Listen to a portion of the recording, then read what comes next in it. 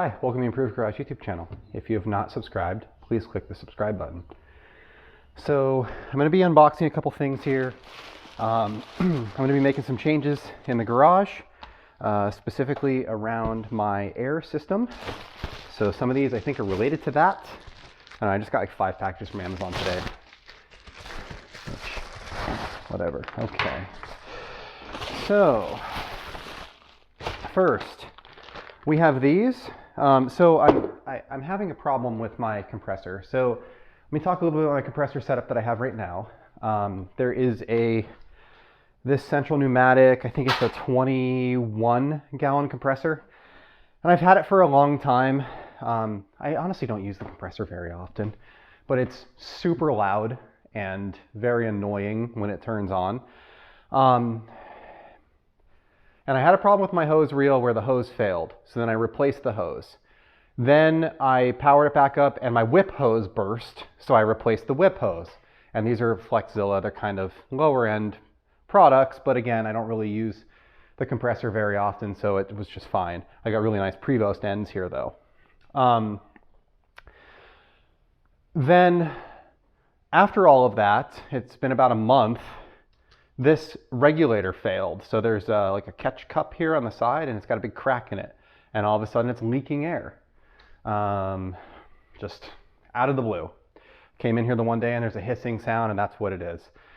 So I decided that it's time to fix this and do something a little bit better.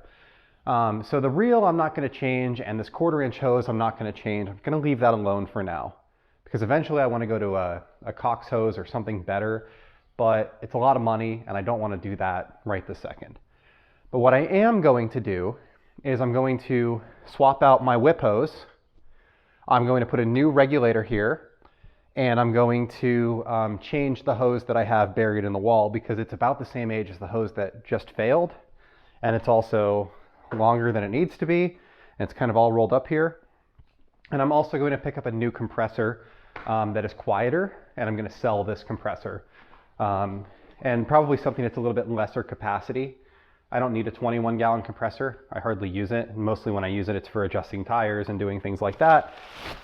And you just don't need a 21 gallon compressor for that. I would rather something that's quieter, even if it has to run more often, than have something that has a giant tank and takes up a bunch of space for no reason. So this is a Tekton. You know, I recently switched all of my ratchets and wrenches to Tekton.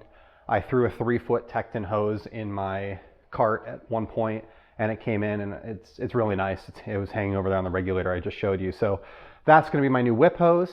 This is going to be the new hose that's buried in the wall. This is a 10-foot Tekton lead-in hose. It's the hybrid air hose. That's the hybrid air hose. They make a hybrid and a rubber. I like the rubber for pliability, but it doesn't really get cold here. So there isn't a lot of benefit to the rubber, and the hybrid is a little bit higher strength. I ordered another wall mount regulator, and the wall mount regulator that I ordered has 3/8 NPT fittings on it. So I got these barrels, they're adapters, and they go from 1/4 to 3/8 NPT. So I'll be using that kind of on the end of this. Just show you. So this kind of screws in here like this. And then this will screw into the regulator that I'm going to be installing. Same thing on the whip hose. That's why and I got a 5-pack because buying 5 of them was cheaper than buying 2 of them. So I'll post a link in the description to the products. The regulator that I got has a double dryer. Mine has a single dryer. That's what that tank is. But the new regulator has a double dryer, so that should be here in the next couple of days. And okay, so this is the last piece. It's a NANPU pneumatic, and this is a pressure regulator for my air compressor. So the purpose of this is twofold. Number one, it allows me to adjust the pressure in the garage while having the compressor be in a different room. And number two, it contains a dryer that will help to keep water from my tools. So here are the parts. So we have our actual unit. there is an in and an out. So if we look, there's an arrow. So this is the in, this is the out. It's going to get mounted on the wall. And then there are, these are the collection canisters for water. So they will hold water, and then you can actually drain them out by using the valves that are here. So this is a double dryer or double container.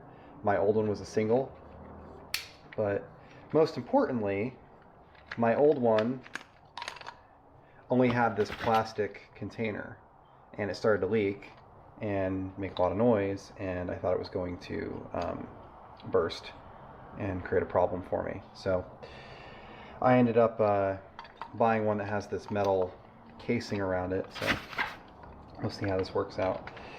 So what I'm going to do is I'm going to get this installed here. Should be pretty simple, straightforward to install. You know, it's got an input and an output. One thing about this is it has 3/8 in and 3/8 out.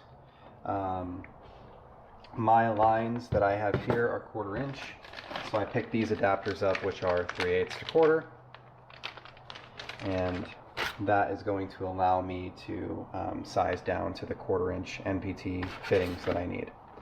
Our fittings installed and our valve installed. I obviously wrap those with Teflon tape.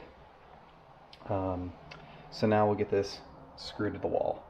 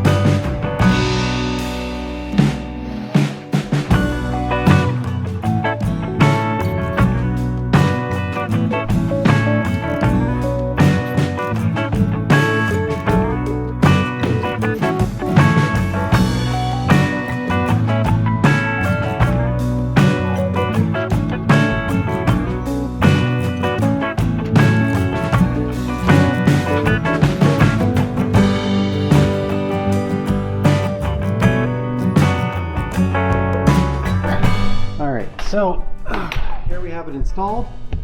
So this should build up pressure when I turn this in. Okay, so let's talk a little bit about the installation. So we have our compressor. Compressor connects to our feeder line. In my case, it's a 10-foot Tekton hose. It's connected to the air line, just like normal. Comes out, goes to the input side of this. On the bottom here, I have a regulator. This adjusts the output, which you can see on the gauge. And then on the output side, we go into our reel, and then that feeds whatever toys we have plugged into it. So let's tighten this up.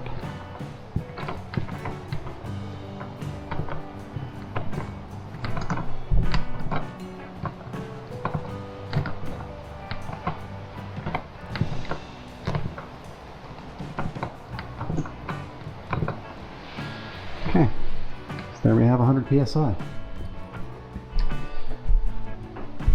So that's it. We can lock this. We can release water, if there is any, from these little collectors.